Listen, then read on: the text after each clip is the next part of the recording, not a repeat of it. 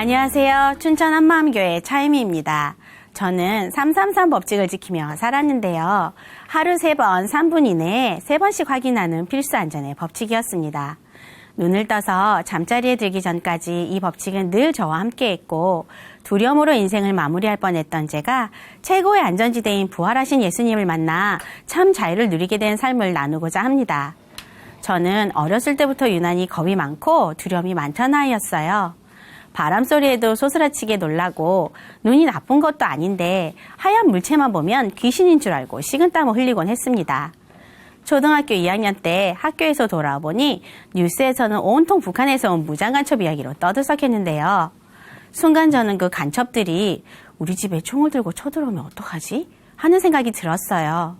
하루 종일 문단속을 하고 잠자리에 들기 전까지 10번 이상 자물쇠를 확인했는데요. 간첩이 저희 집 문을 따고 들어와 온 가족을 총으로 위협하고 등에 칼이 찌르는 꿈을 꾸게 되었어요.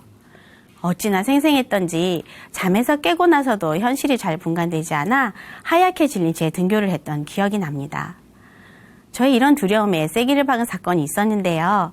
등산을 무척 잘하시던 옆집 아주머니가 잠이 들어있던 아이들이 문을 열어주지 않자 베란다를 통해 집으로 들어가려다 발이 미끄러져 추락사한 사건이 있었어요. 그것도 바로 제 공부방 옆에서요. 저의 안전강박증은 이때부터 시작되었는데요.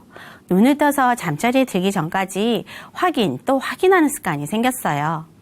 외출 한번 하려면 문단속, 가스단속, 신발 정리까지 평균 30분이 걸렸고 때로는 치매에 걸린 사람처럼 확인하고도 금방 또다시 돌아와 확인하기를 반복했어요.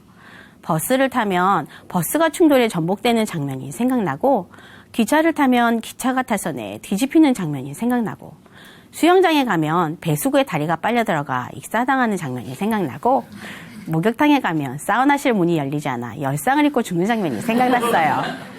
영화관에서 재미있게 영화를 보다가도 갑자기 불이 나면 어떡하지? 천장이 무너지면 어디로 탈출하지? 하는 생각이 들어 문화생활도 마음대로 즐길 수 없었어요. 어디를 가나 비상구가 어디인지 비상사태에 어떻게 해야 되는지에 대한 안전 문구를 무한 반복으로 읽으며 머릿속에 저장하고 다녔습니다. 중2 때 인신매매까지 당할 뻔하면서 저의 안전강박증은 더욱 심해졌는데요. 잠을 잘 수 없어 정상적인 생활을 할 수 없었습니다. 늘 안전에 관한 염려로 불안하고 우울했던 저는 죽으면 이 모든 게 끝나지 않을까 하는 생각이 들었어요. 일기장에는 온통 죽음에 관한 이야기만 적혀 있었고 실제로 아파트 옥상에 올라가 발 아래를 내려다보기도 했어요. 그런데 정말 죽으면 끝일까? 하는 의문이 자꾸 드는 거예요. 죽은 뒤의 세계가 궁금했던 저는 그것과 관련된 많은 책들을 읽기 시작했는데요. 신기하게도 죽음이 끝이 아니라는 공통점을 찾을 수 있었어요. 죽음이 끝이 아니라고? 그러면 그 다음에 뭐가 있는 거지? 전 무척 궁금했어요. 그 답을 알면 제가 가지고 있는 문제가 해결될 것 같아 여러 종교단체에 자발적으로 찾아가 열심히 신앙생활을 했는데요. 그런 저의 모습은 어딜 가나 관심의 대상이 되었고 훈련의 타겟이 되었습니다. 그러다 영적인 세계와 밀접한 관계가 있어 보이는 한 종교단체에 들어가게 되었는데요. 그곳에서 주최한 수련회에 참석하던 중 실제로 귀신을 보는 일이 생겼습니다.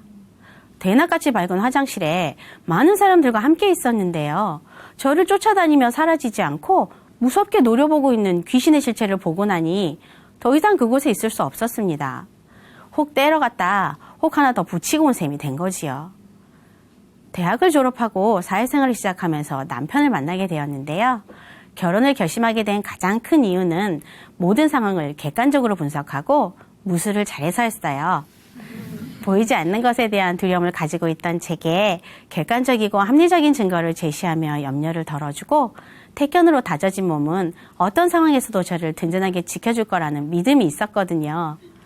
귀여운 2세가 태어나고 저희는 주말 부부를 하게 되었습니다. 아이를 혼자 키우던 저는 실시간으로 일어나는 돌발 상황에 어떻게 대처해야 될지 몰라 육아서적을 연구하며 살게 되었어요. 아기들이 잘 걸리는 병의 증상과 종류, 그에 따른 치료법, 분야별 전문기관을 탐독하며 조금이라도 아이가 아프면 병원으로 직행했어요. 진찰 전에는 의사선생님의 양력을 재빨리 스캔하고 아이의 상태를 잘 살펴보는지 엄마만 알고 있는 증상들을 노련하게 찾아내는지 눈에서 레이저를 쏘며 관찰했어요. 나중에는 항생제 투여량이 가장 많은 병원이 어디인지, 같은 약이라도 색깔별 효능은 어떠한지, 민간요법 중 효과가 있는 것은 무엇인지 연구하며 아이를 키웠습니다. 한 번은 제가 생각해도 좀 심하다 싶은 일이 있었는데요. 연말정산 제출용으로 뗀 의료 기록에 6개월 동안 하루도 빠지지 않고 병원으로 출근한 기록이 있는 거예요. 안전강박증이 육아에서 다시 시작되었습니다. 하루에도 몇 번씩 순간순간 아이가 다치는 생각이 들어와 일을 제대로 할 수 없었고, 눈앞에서 아이가 웃고 있는데도 다치는 모습이 자꾸 겹쳐서 떠오르는 바람에 정상적인 생활을 할 수 없었습니다. 이 상황이 너무 싫어 이불을 뒤집어 쓰고 새벽까지 울 때가 많았고 정신 나간 사람처럼 살았어요. 하지만 제 주위에는 이 문제를 해결해 줄 사람이 아무도 없어 보였어요. 그러다 문득 하나님은 정말 계실까? 생각이 들었어요. 그 당시 저는 지푸라기라도 잡고 싶은 심정이었는데요. 마침 집 앞에 성당이 있어 열심히 교리를 공부한 후 세례를 받게 되었습니다. 그러던 어느 날 큰아이가 원인불명의 혈뇨를 보게 되었는데요. 저는 아이가 아픈 게 꼭 제가 지은 죄의 대가로 그런 것 같아 십자가에 매달려 계신 예수님을 제대로 쳐다볼 수가 없었어요. 십자가에 매달려 계신 예수님은 늘 저를 책망하시는 것 같았고, 저는 나날이 무거워지는 죄의 무게 때문에 성서에 나오는 말씀들을 열심히 읽으며 말씀대로 살려고 무진장 노력했어요. 그런데 술 마시지 말라. 이는 방탕한 것이다. 제사 지내지 말라. 이건 귀신에게 지내는 것이다. 하시는데 제사도 지내고 술도 마시는 사람들을 보며 저는 너무 혼란스러웠어요. 말씀대로 살지 않는 사람들이 도저히 이해가 되지 않았습니다. 저는 다시 원점으로 돌아가 하나님의 존재에 대해 고민하기 시작했습니다. 그러던 어느 날 신우회를 하던 중 동료 선생님께서 부활하신 예수님 이야기를 들려주셨어요. 보이지 않는 하나님을 어떻게 믿을 수 있을까요? 그리고 예수님이 하나님이신지 어떻게 알 수 있을까요? 하고 물어보시는데 저는 귀가 번쩍 뜨여 선생님은 아시나요? 그게 뭔지? 하고 묻자 바로 부활이에요 하시는 거예요. 저는 마음속으로 실망했습니다. 부활이요? 예수님이 부활하신 건 저도 알아요. 그러자 그 선생님께서 부활을 아는 것과 믿는 것은 달라요. 예수님이 성경대로 이 땅에 사람의 모습으로 오셔서 우리 죄를 대신해 십자가에 못 박혀 죽으시고 성경대로 사흘 만에 다시 살아나셨어요. 모든 사람들은 다 죽는데 예수님만 부활하셨어요. 그래서 예수님이 하나님이신 거예요. 부활로 우리에게 보이지 않는 하나님을 믿을 수 있는 증거를 주셨어요. 죄는 예수님을 믿지 않는 거예요. 이 죄를 하나님께 회개하고 예수님을 마음의 주인으로 믿어야 구원받고 천국에 갈 수 있어요. 말씀하시는 거예요. 죄가 예수님 믿지 않는 거라고? 무슨 말도 안 되는 소리야. 죄가 종류가 얼마나 많은데. 그러자 요한복음을 찾아주시며 예수님을 믿지 않는 죄가 근본적인 죄라고 말씀하시는 거예요. 저의 초점은 예수님께 맞춰지기 시작했습니다. 그분이 누구신지 정확히 알고 싶었고 부활이 실제인지 확인해보고 싶었습니다. 저는 늘 하나님의 존재에 대해서만 심각하게 고민했지 예수님에 대해서는 생각해본 적이 없었거든요. 그런데 그 예수님이 하나님이시라니, 그리고 말로만 듣던 부활이 실제로 있었던 역사적 사건이라니, 도서관에 가서 성경을 비롯한 역사책과 인명사전, 백과사전 등을 찾아보다가 하나님의 존재를 믿지 않았던 요세푸스라는 학자가 쓴 기록을 보게 되었는데요. 믿지 않는 자가 쓴 예수님과 부활에 대한 증거 자료를 본 순간 제 가슴은 철렁 내려앉았습니다. 이게 뭐야? 예수님이 진짜 부활하셨잖아. 그러면 예수님이 하나님이신 거잖아. 제가 그토록 알고 싶어 했던 하나님의 존재가 너무나 명확하게 드러나는 순간이었습니다. 예수님은 실존 인물이셨습니다. 구약의 예언대로 이 땅에 오셔서 우리 죄를 위해 십자가에 못 박혀 죽으시고 사흘 만에 부활하셔서 지금도 살아계신 하나님이셨습니다. 사도행전에서 예수님의 부활을 본 제자들이 우리는 보고 들은 것을 말하지 아니할 수 없다 하고 담대히 고백할 수 있었던 것도 예수님의 부활을 실제로 봤기 때문이었어요. 저는 예수님의 부활로 모든 말씀이 한 번에 믿어지니 정말 속이 시원했습니다. 예수님의 부활로 하나된 지체들을 만나며 함께 예배를 드리고 교제를 나누는 것이 어찌나 즐거웠던지 교회에 가는 게 꼭 별장에 놀러 가는 것 같았어요. 그런데 그 기쁨도 잠시 제 삶에는 계속해서 문제가 생겼어요. 물질과 시간, 남편과 자식, 학부모와 학생들 사이에서 걸려 넘어지며 말씀과 다르게 살고 있는 저를 보게 되었습니다. 교회에는 저보다 최악의 상황인 분들도 많았는데요. 그분들은 상황과 상관없이 기쁘게 살고 있는데 저는 그렇지 못한 거예요. 저는 정말 심각하게 고민이 되었습니다. 어디가 잘못된 걸까? 나는 분명 예수님의 부활을 믿는데, 그리고 회개도 했는데. 그러던 어느 날 일꾼 언니가 제게, 유미야, 예수님이 부활하신 건 믿니? 네. 그럼 부활하신 예수님이 너와 무슨 상관이 있니? 하고 물어보시는데 전 아무 말도 할 수가 없었어요. 예수님의 부활을 철석같이 믿고 있다고 생각했는데 제게 부활은 그저 역사 속의 한 장면일 뿐 제 삶은 부활하신 예수님과 전혀 상관이 없었던 거예요. 아, 아는 것과 믿는 것은 다르구나. 알고서도 믿지 않을 수 있구나. 예수님의 부활이 역사인 것을 알면서도 믿지 않았던 요세푸스의 모습이 바로 내 모습이구나. 그제서야 예수님이 왜 부활하셨는지 정확하게 알게 되었습니다. 그리스도께서 죽었다가 다시 살아나셨으니 곧 죽은 자와 산 자의 주가 되려 하심이라. 예수님은 마리아의 품속에 안겨 아무것도 할 수 없는 아기가 아니셨습니다. 십자가에 매달려 고개를 떨구신 채 죽어 계신 무기력한 인간도 아니셨습니다. 죽으시고 다시 살아나신 산자와 죽은 자의 주인이셨습니다. 만유의 주인이시며 만왕의 왕, 우리의 통치자셨습니다. 그분 앞에 굴복하는 것은 너무나 당연한 것이었습니다.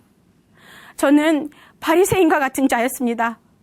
겉은 하나님을 바라보고 있다고 하지만 마음 중심은 제가 주인인 자, 나의 잣대와 견고한 신념으로 가득한 자였고 겉으로 보기엔 정결한 자 같으나 마음 중심이 하나님보다 높은 자, 하나님을 마음에 두기 싫어하는 자가 바로 저였습니다. 하나님은 독생자 아들을 보내셔서 제가 하나님 되어 지은 모든 죄를 해결해 주시고 부활하셔서 나의 주인이 되어 주셨는데도 저는 바로 그 예수님을 주인으로 믿지 않았습니다.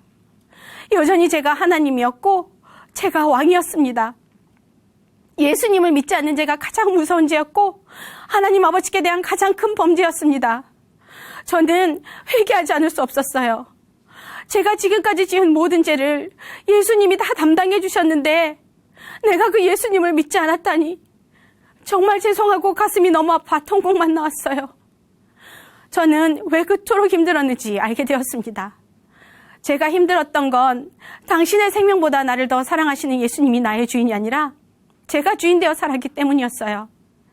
생명이 제 것이었기에 제 방법대로 지키려니 버거울 수밖에 없었던 거였어요. 두려움도 염려도 모두 제가 주인된 결과였습니다. 예수님을 주인으로 믿지 않는 죄의 대가는 이렇게 무서운 것이었습니다. 저는 그동안 제가 주인 되어 예수님을 믿지 않았던 걸 하나님께 회개하고 예수님을 마음의 주인으로 영접하였습니다. 그러니 말로 표현할 수 없는 기쁨과 평강, 참 자유가 임했습니다. 저에게는 아들이 둘이 있는데요.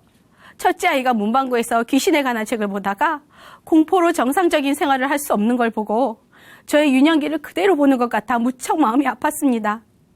저는 복음을 들려주었고 아이는 예수님을 마음의 주인으로 영접하게 되었는데요.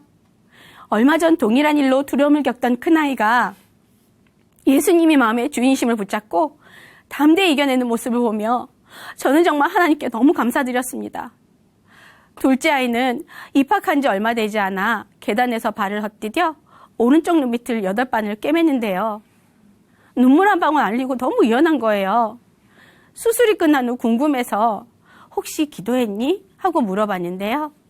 아이의 입술에서 아빠가 예수님 믿게 해달라고 기도했어요 하는 거예요. 저는 수술에 대한 두려움으로 하나님 안 아프게 해주세요. 하나님 수술 빨리 끝나게 해주세요 하고 기도했을 줄 알았거든요. 그런데 자신의 아픔보다 믿지 않는 아빠의 영혼을 먼저 생각한 아이의 기도에 가슴이 무너져 내렸습니다. 그 순간 하늘 영광 다 버리시고 인간이 되어 나 같은 죄인을 위해 십자가의 길을 가신 예수님이 생각났거든요. 아, 예수님도 이러셨겠구나. 참담한 고통 속에서도 한 영혼이라도 살리고 싶은 그 마음 하나로 기도하셨겠구나. 우리를 죽기까지 사랑하셨구나. 생명을 건 그분의 사랑 앞에 제 마음은 한 번 더 무너졌습니다. 예수님을 믿기 전에 저는 안전강박증으로 정상적인 생활을 할 수 없는 사람이었잖아요. 그런데 부활하신 예수님이 제 마음의 주인 되어주시니 두려움이 완전히 사라졌습니다. 저는 하나님 앞에 마음을 정한다는 것이 결단하고 열심히 살겠습니다. 주의 일 열심히 하겠습니다. 이런 건 줄 알았어요. 그런데 하나님이 원하시는 것은 저의 마음이었습니다. 제 마음을 주님께 온전히 드리겠다고 고백하니 말로 표현할 수 없는 평강이 임했습니다. 늘 마음의 정함이 없이 갈대처럼 요동치던 제가 이제는 어떤 어려운 상황이 오더라도 전혀 흔들리지 않는 자가 되었습니다. 왜냐하면 제 마음의 주인이 바로 예수님이시기 때문입니다. 죽는 날까지 안전에 관한 두려움으로 지옥 같은 삶을 살았을 저를 최고의 안전지대인 부활하신 예수님 안에서 천국의 삶을 누리게 해주신 하나님 아버지 사랑합니다.